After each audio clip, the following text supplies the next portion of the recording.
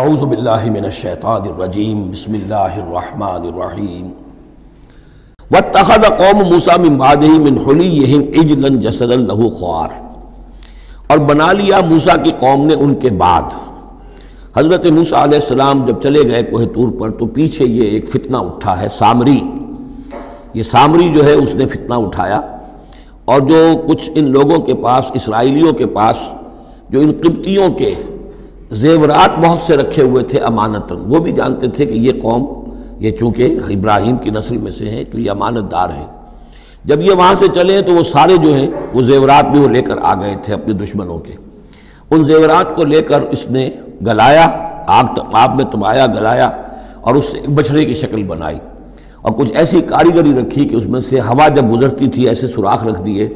کہ اس میں سے ایسی آواز آتی تھی جیسے کہ بچھڑا جو ہے وہ بول رہا ہے، اور اس نے کہا یہ ہے تمہارا خدا۔ یہ موسیٰ تو بھول گیا، موسیٰ کو مغالطہ ہو گیا، وہ کہاں گیا ہے، کس خدا سے ملنے گیا، خدا تو یہ ہے۔ اور اس میں بھی ایک اور بات دوسری جگہ پر آ جائے گی، یہاں تو نہیں ہے، کہ حضرت موسیٰ علیہ السلام اصل میں اپنے اشتیاق اور محبت اور شوق اور جذبے کی وجہ سے قبل از وقت چلے گئے تھے، جو وقت معین تھا کوہ طور پر آنے کا اس سے پہلے۔ تو اللہ نے جواب طلبی کی تھی، ما عجلک عن قومک یا موسیٰ، اے موسیٰ اپنی قوم کو چھوڑ کر پہلے کیسے آ گئے ہو؟ اور انہوں نے جواب دیا، اجلت الیک رب لترضیٰ، پروردگار میں جلدی آیا تاکہ تو راضی ہو جائے، تو میرا شوق دیکھ، میرا اشتیاق دیکھ، تیری محبت، تجھ سے گفتگو اور کلام کی جو میرے اندر شوق ہے اس کی وجہ سے آیا ہوں۔ تو گویا کہ وہ تو شاباش کی توقع رکھتے تھے، یہاں ڈانٹ پڑ گئی، ما عجلک عن قومک یا موسیٰ قال عجلت الیک رب لترضیٰ، لیکن اللہ نے فرمایا فإنا فتنا قومک من بعدک، تمہاری اس عجلت کی وجہ سے ہم تمہاری قوم کو تمہارے بعد فتنے میں ڈال چکے ہیں۔ تو جلدی خیر کے لیے بھی نہیں کرنی چاہیے، خیر کے کام کو بھی عین وقت پر سہج پکے سو میٹھا ہو۔ تو اضلهم سامری نے انہیں گمراہ کر دیا ہے، وہ تذکرہ ہو رہا ہے۔ من حلیہم، زیوروں سے،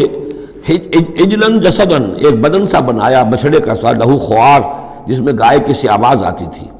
الم یروا انہ لا یکلمہم، کیا انہوں نے یہ نہیں غور کیا کہ وہ نہ ان سے بات کر سکتا ہے، وہ گدھے کی سی یا گھوڑے کی سی یا بچھڑے کی سی آواز سے تو کوئی بات نہیں بنتی۔ ولا یہدیہم سبیلا، نہ انہیں وہ کوئی راستہ بتا سکتا ہے۔ اتخذوہ وکانوا ظالمین، انہوں نے اسی کی عبادت شروع کر دی، اسے معبود بنا لیا، اور وہ تھے بہت ظالم۔ ولما سقط فی ایدیہم ورأوا انہم قد ضلوا، اور جب ان کے ہاتھوں کے طوطے اڑ گئے، پچھتاوا ہوا، یعنی ان میں سے بھی گویا کہ 3 حصوں میں قوم تقسیم ہو گئی۔ ایک قوم، بڑا حصہ قوم کا وہ رہا جو اس گناہ میں شریک نہیں ہوا، ایک حصہ وہ تھا کہ جو کچھ دیر کے لیے شریک رہا لیکن فوراً ہوش میں آ گیا بعد میں۔ تیسرا حصہ وہ تھا جو حضرت موسیٰ علیہ السلام کی واپسی تک اس پر اڑا رہا، جازم رہا۔ تو یہاں اس درمیانی طبقے کا ذکر ہو رہا ہے۔ وَلَمَّا سُقِطَ فِي أَيْدِيهِمْ وَرَأَوْا أَنَّهُمْ ضَلُّوا، جب ان کے ہاتھوں کے طوطے اڑ گئے، ان کی پچھتاوا طاری ہوا، اور انہوں نے سوچا ہم تو گمراہ ہو گئے، یہ ہم کیا کر بیٹھے۔ قَالُوا لَئِن لَّمْ يَرْحَمْنَا رَبُّنَا، انہوں نے کہا کہ اگر ہمارے رب نے ہم پر رحم نہ فرمایا، وَيَغْفِرْ لَنَا، اور اگر ہمیں بخش نہ دیا، لَنَكُونَنَّ مِنَ الْخَاسِرِينَ، تو ہم تو ہو جائیں گے بہت خسارے والوں میں سے۔ وَلَمَّا رَجَعَ مُوسَىٰ إِلَىٰ قَوْمِهِ غَضْبَانَ أَسِفًا، تو جب موسیٰ لوٹے اپنی قوم کے پاس، غضبان اسفا، غضبان یہ فعلان کے وزن پر، رحمان کے وزن پر، نہایت غضبناک۔ حضرت موسیٰ علیہ السلام کا مزاج بھی جلالی تھا، پھر یہ کہ اتنی بڑی گمراہی، اور یہ اللہ تعالیٰ نے کوہ طور ہی پر بتا دیا تھا کہ تمہاری قوم پیچھے فتنے میں پڑ چکی ہے اور وہ گمراہ ہو چکی ہے۔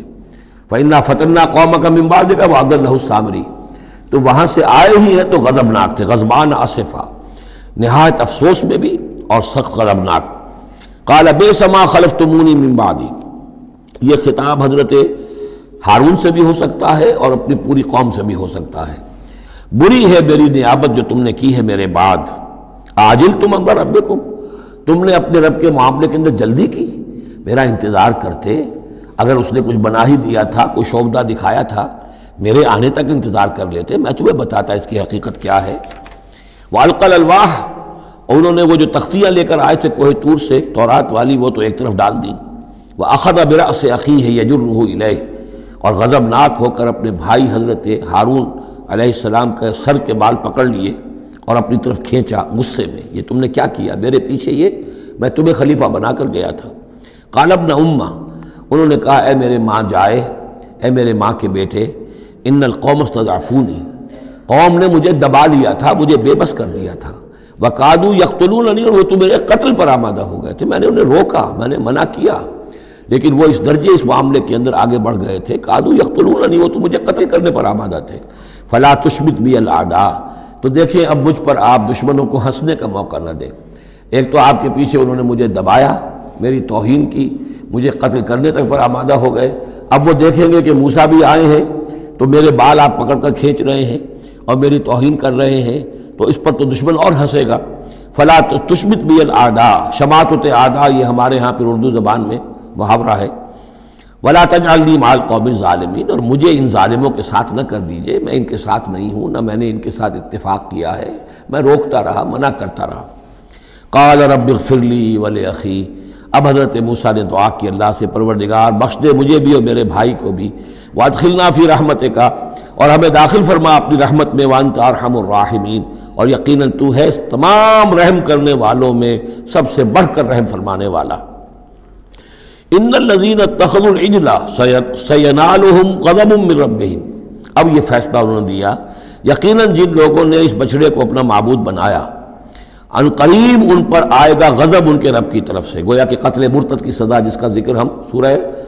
سورہ بقرہ میں پڑھ چکے ہیں۔ وَذِلَّةٌ فِي الْحَيَاةِ الدُّنْيَا، دنیا میں ذلت بھی آئے گی، وَكَذَلِكَ نَجْزِي الْمُفْتَرِينَ، اور اسی طریقے سے بہتان باندھنے والوں کو، جھوٹ گھڑنے والوں کو ہم جزا دیتے ہیں۔ وَالَّذِينَ عَمِلُوا السَّيِّئَاتِ ثُمَّ تَابُوا مِن بَعْدِهَا وَآمَنُوا، البتہ جن لوگوں نے کچھ دیر کے لیے یہ غلط کام کیا تھا لیکن پھر وہ توبہ کر لی انہوں نے، من بعدہا اس کے بعد، وآمنوا اور ایمان لے آئے، ان ربک من بعدہا لغفور الرحیم، تو یقیناً اس کے بعد آپ کا رب جو ہے غفور الرحیم ہے۔ جن سے عارضی طور پر یہ بات ہو گئی تھی پھر انہوں نے توبہ کر لی، ان کے لیے تو مغفرت ہے، اللہ تعالیٰ معاف فرمائے گا، غفور الرحیم ہے۔ البتہ جو اب تک اس پر اڑے رہے ہیں ان کے لیے یہ حد جاری کی جائے گی۔ یہ بالکل ایسے ہی جیسے سورہ مائدہ میں ہم نے پڑھا ہے محاربے والی آیت میں، کہ اگر کوئی ڈاکو ہیں، راہزن ہیں، کوئی ملک کے اندر فساد مچا رہے ہیں، تو اگر اس سے پہلے کہ تم ان پر قابو پاؤ اگر وہ توبہ کر لیں تو پھر ان کے لیے معاملہ اور ہوگا، پھر ان کے ساتھ نرمی بھی ہو سکتی ہے، معاف بھی کیا جا سکتا ہے، لیکن اگر قابو پا لو تو پھر ان کی سزا بہت سخت ہے، لیکن قابو پانے سے پہلے توبہ کر لیں تو ان کے لیے نرمی۔ اسی طرح یہاں معاملہ ہے۔ وَلَمَّا سَكَتَ عَن مُوسَى الْغَضَبُ،